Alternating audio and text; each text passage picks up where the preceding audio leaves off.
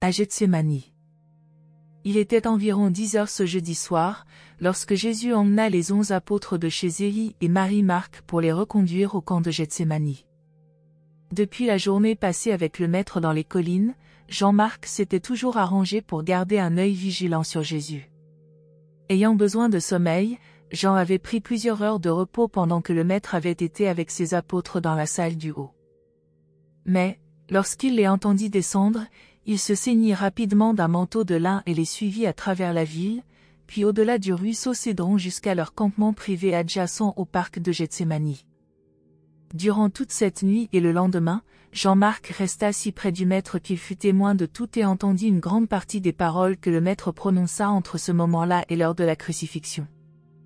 Tandis que Jésus et les 11 retournaient au camp, les apôtres commencèrent à se demander ce que signifiait l'absence prolongée de Judas. Ils s'entretinrent de la prédiction du Maître que l'un d'eux le trahirait. Pour la première fois, ils soupçonnèrent que tout n'allait pas bien du côté de Judas Iscario. Toutefois, ils ne firent pas ouvertement de commentaires sur Judas avant d'atteindre le camp et de constater qu'il n'était pas là à les attendre. Quand ils assaillirent tous André de questions pour savoir ce que Judas était devenu, leur chef se borna à répondre « Je ne sais pas où est Judas, mais je crains qu'il ne nous ait abandonnés. » 1. La dernière prière en commun. Quelques instants après leur arrivée au camp, Jésus leur dit « Mes amis et mes frères, je n'ai plus que très peu de temps à passer avec vous, et je désirerais que nous nous isolions pendant que nous prierons notre Père qui est aux cieux de nous accorder la force pour nous soutenir en cette heure et ensuite dans toute l'œuvre que nous devons accomplir en son nom. » Après avoir ainsi parlé, Jésus les conduisit un peu plus haut sur le mont Olivet, jusqu'à une vaste plateforme rocheuse d'où l'on voyait tout Jérusalem. Il pria les apôtres de s'agenouiller en cercle autour de lui sur le rocher, comme il l'avait fait le jour de leur ordination.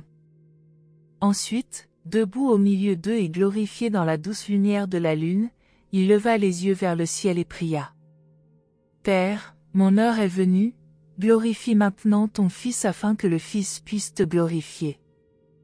Je sais que tu m'as donné pleine autorité sur toutes les créatures vivantes de mon royaume, et je donnerai la vie éternelle à tous ceux qui deviendront fils de Dieu par la foi. Et la vie éternelle, c'est que mes créatures te connaissent comme le seul vrai Dieu et Père de tous, et qu'elles croient en celui que tu as envoyé dans ce monde. Père, je t'ai exalté sur terre et j'ai accompli l'œuvre dont tu m'as chargé. J'ai presque achevé mon effusion sur les enfants de notre propre création, il ne me reste plus qu'à abandonner ma vie charnelle. Maintenant, ô mon Père, glorifie-moi de la gloire que j'avais avec toi avant que ce monde n'existe, et reçois-moi une fois de plus à ta droite. Je t'ai manifesté aux hommes que tu as choisis dans le monde et que tu m'as donnés. Ils sont à toi, comme toute vie est entre tes mains, tu me les as donnés et j'ai vécu parmi eux en leur enseignant les voies de la vie, et ils ont cru. Ces hommes apprennent que tout ce que j'ai vient de toi et que ma vie dans la chair est destinée à faire connaître mon Père au monde. La vérité que tu m'as donnée, je la leur ai révélée, et eux, mes amis et mes ambassadeurs, ont sincèrement voulu recevoir ta parole. Je leur ai dit que je suis issu de toi, que tu m'avais envoyé dans ce monde et que je suis sur le point de retourner vers toi. Père, en vérité, je prie pour ces hommes choisis. Et je prie pour eux non comme je prierais pour le monde, mais comme pour des hommes que j'ai choisis dans le monde pour me représenter auprès de ce monde après que je serai retourné à ton œuvre, de même que je t'ai représenté dans ce monde durant mon séjour dans la chair. Ces hommes sont miens, tu me les as donnés, mais tout ce qui est à moi est toujours à toi, et tu as fait que tout ce qui était à toi soit à moi. Tu as été exalté en moi, et maintenant je prie pour être honoré en ces hommes. Je ne puis rester plus longtemps dans ce monde, je vais bientôt retourner à la tâche que tu m'as assignée. Il faut que je laisse ces hommes derrière moi pour nous représenter et représenter notre royaume parmi les hommes. Père, préserve la fidélité de ces hommes pendant que je me prépare à abandonner ma vie dans la chair. Aide ces hommes, mes amis, à être un en esprit comme nous aussi, nous sommes un. Tant que je pouvais être auprès d'eux, je pouvais veiller sur eux et les guider, mais maintenant je vais partir. Sois près d'eux, Père, jusqu'à ce que nous puissions envoyer le nouvel instructeur pour les consoler et les fortifier. Tu m'as donné 12 hommes, et je les ai tous gardés sauf un, le fils de la vengeance, qui n'a pas voulu maintenir la communion avec nous. Ces hommes sont faibles et frêles, mais je sais que nous pouvons leur faire confiance, je les ai éprouvés, ils m'aiment autant qu'ils te révèrent. Bien qu'ils doivent souffrir beaucoup à cause de moi, je désire qu'ils soient aussi remplis de joie à l'idée d'être assurés de leur filiation dans le royaume céleste. J'ai donné ta parole à ces hommes et je leur ai enseigné la vérité. Le monde peut les haïr comme il m'a haï, mais je ne demande pas que tu les retires du monde, seulement que tu les gardes du mal qui sévit dans le monde. Sanctifie-les dans la vérité, ta parole est vérité. De même que tu m'as envoyé dans ce monde, je vais envoyer ces hommes de par le monde. Pour eux, j'ai vécu parmi les hommes et j'ai consacré ma vie à ton service, afin de les inspirer pour qu'ils se purifient par la vérité que je leur ai enseignée et par l'amour que je leur ai révélé. Je sais bien, mon Père, que je n'ai pas besoin de te prier de veiller sur ces frères après mon départ, je sais que tu les aimes autant que moi.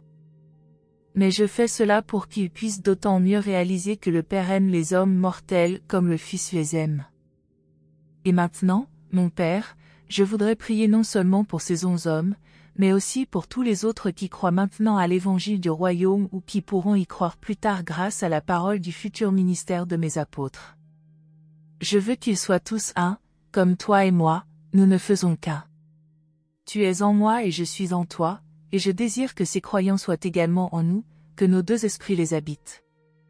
Si mes enfants ne font qu'un comme nous ne faisons qu'un, et qu'ils s'aiment les uns les autres comme je les ai aimés, alors tous les hommes croiront que je suis issu de toi et seront prêts à accepter la révélation de vérité et de gloire que j'ai apportée.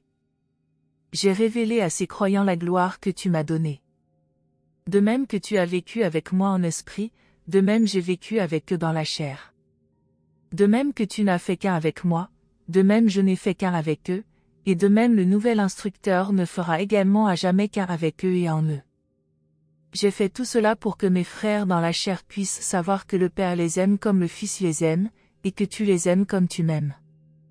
Père, travaille avec moi à sauver ces croyants, afin qu'ils puissent bientôt demeurer avec moi en gloire et te rejoindre ensuite dans l'étreinte du paradis.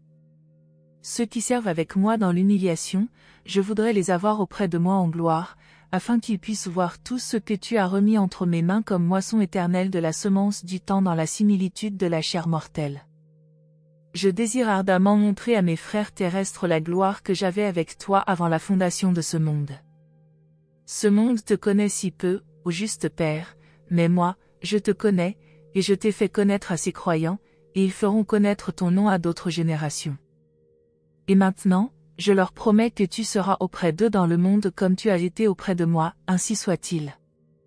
Durant plusieurs minutes, les 11 restèrent agenouillés en cercle autour de Jésus avant de se relever et de regagner silencieusement le camp voisin.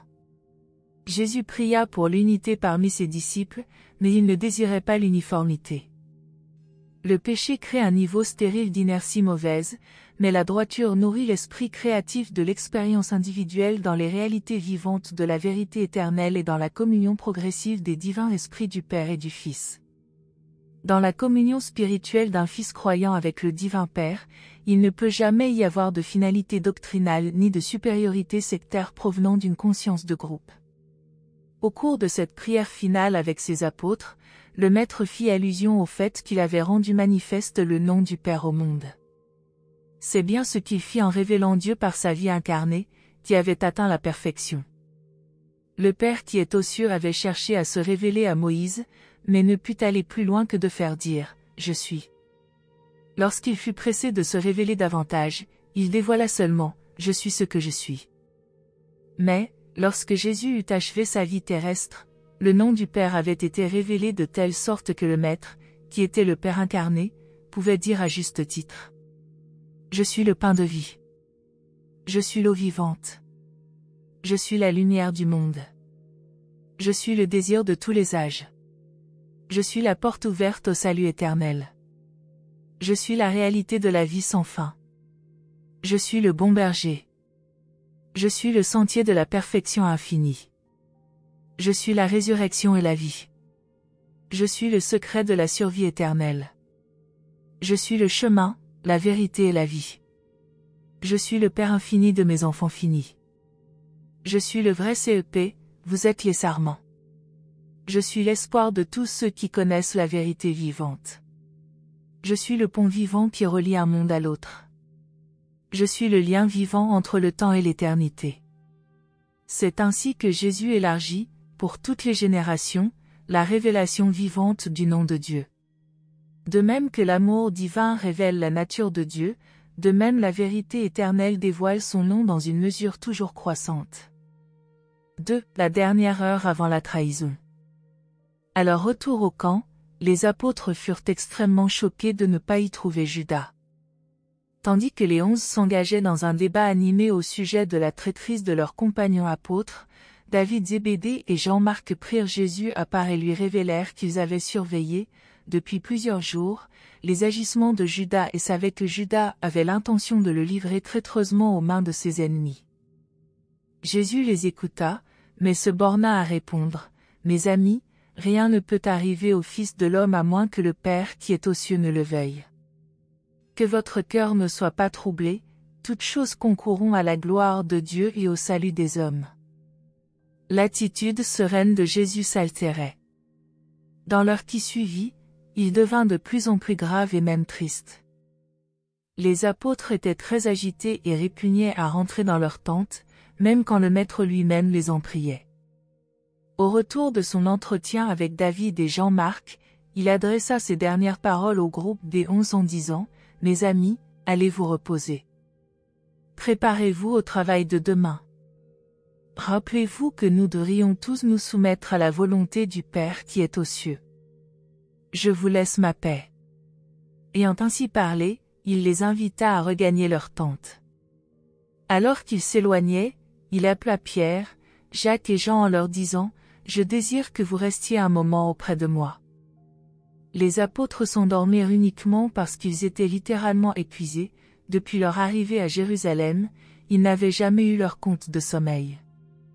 Avant de se séparer pour gagner leurs quartiers respectifs pour la nuit, Simon Zéloté les emmena tous à sa tente, où étaient conservées les épées et autres armes, et remit à chacun son équipement de combat. Tous sauf Nathanaël prirent les armes et s'en ceignirent.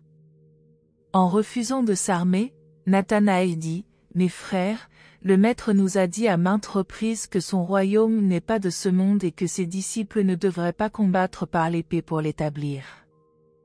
Je le crois, et je ne pense pas que le Maître ait besoin que nous utilisions l'épée pour le défendre.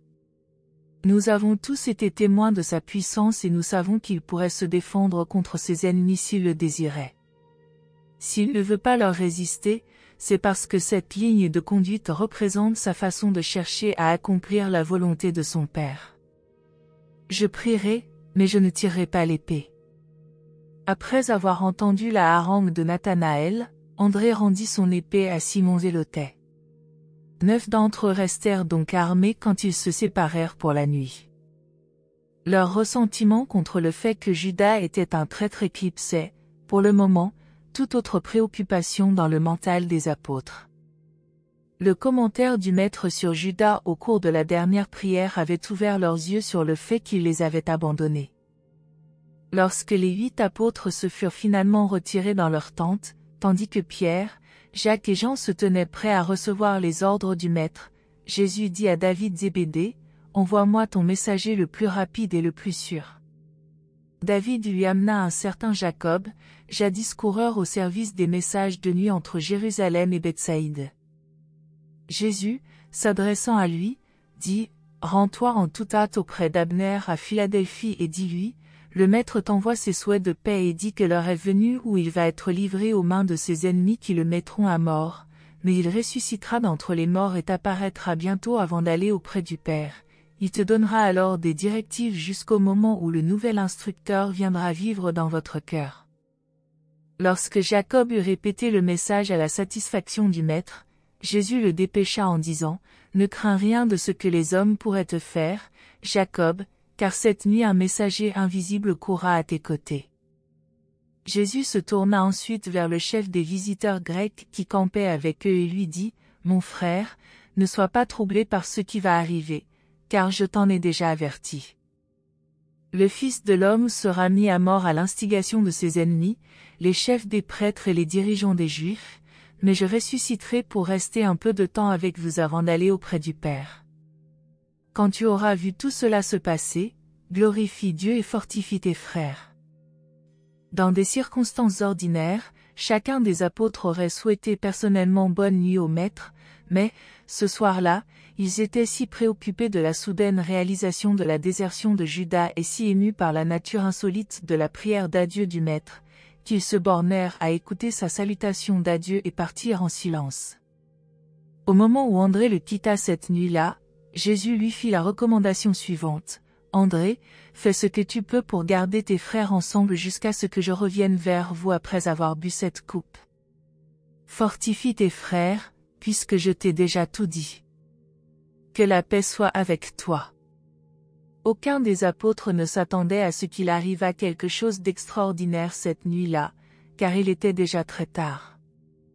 Ils cherchaient à dormir afin de se lever de bonne heure le lendemain matin et d'être prêts pour le pire.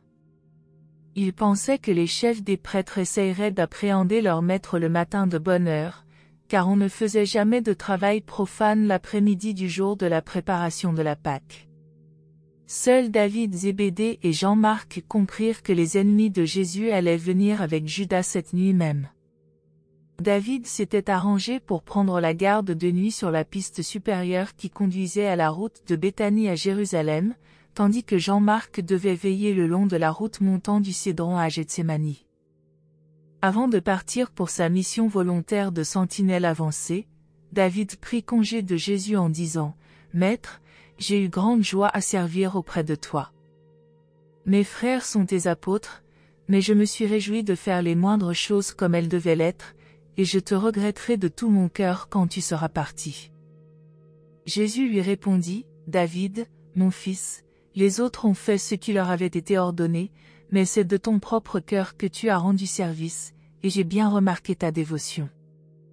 Toi aussi, tu serviras, un jour, auprès de moi dans le royaume éternel. » Alors, tandis qu'il se préparait à aller prendre la garde sur la piste supérieure, David dit à Jésus, « Tu sais, Maître, j'ai envoyé chercher les membres de ta famille et un messager m'a dit qu'ils étaient ce soir à Jéricho.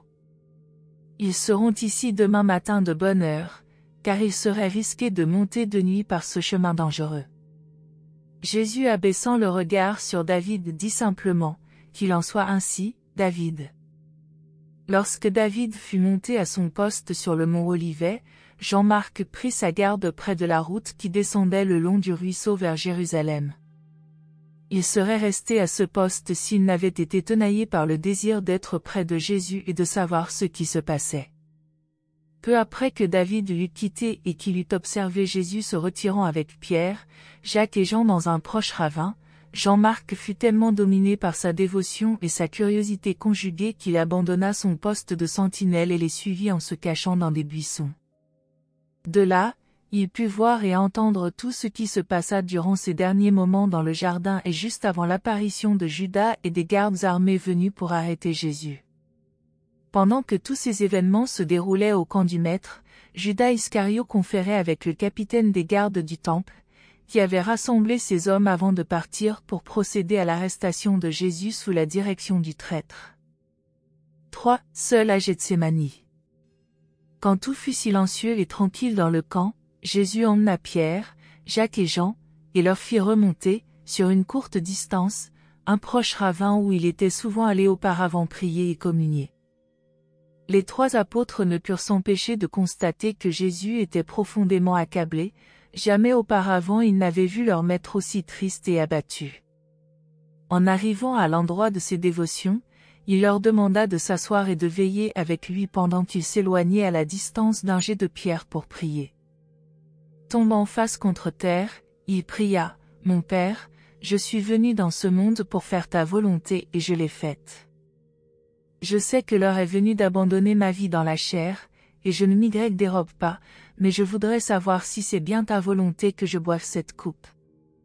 Envoie-moi l'assurance que je te satisferai dans ma mort comme je t'ai satisfait dans ma vie. » Le maître resta quelques instants dans une attitude de prière, puis retourna vers les trois apôtres, il les trouva profondément endormis, car leurs paupières étaient pesantes et ils ne pouvaient rester éveillés. Jésus les réveilla en disant, « Quoi? Ne pouvez-vous veiller avec moi, même pendant 1 heure? Ne pouvez-vous voir que mon âme éprouve une tristesse extrême, et même une tristesse mortelle, et que je désire ardemment votre compagnie? » Après les avoir secoués de leur torpeur, le maître repartit seul et retomba de nouveau face contre terre en priant, « Père, je sais qu'il est possible d'éviter cette coupe, toutes choses sont possibles pour toi, mais je suis venu pour faire ta volonté, bien que la coupe soit amère, je la boirai si telle est ta volonté. » Après qu'il eut ainsi prié, un ange puissant descendit auprès de lui parla, le toucha et le fortifia.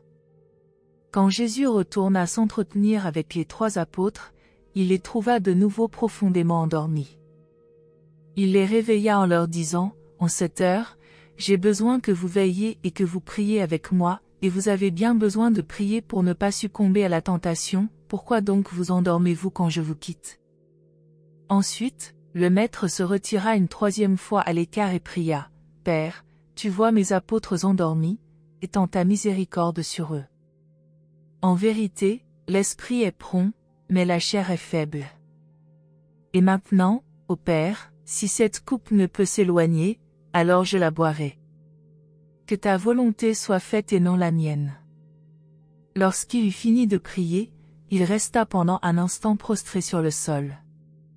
Lorsqu'il se releva et qu'il retourna vers ses apôtres, une fois de plus il les trouva endormis. Il les observa, puis dit tendrement avec un geste de pitié, « Dormez maintenant et prenez votre repos, le moment de la décision est passé.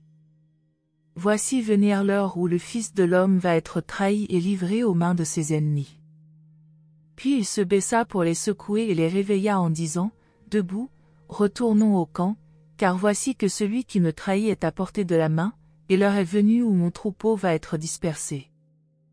Mais je vous ai déjà parlé de ces choses. » Durant les années vécues par Jésus parmi ses disciples, ils eurent vraiment de nombreuses preuves de sa nature divine, mais, à ce moment-là, ils sont sur le point de recevoir de nouvelles preuves de son humanité.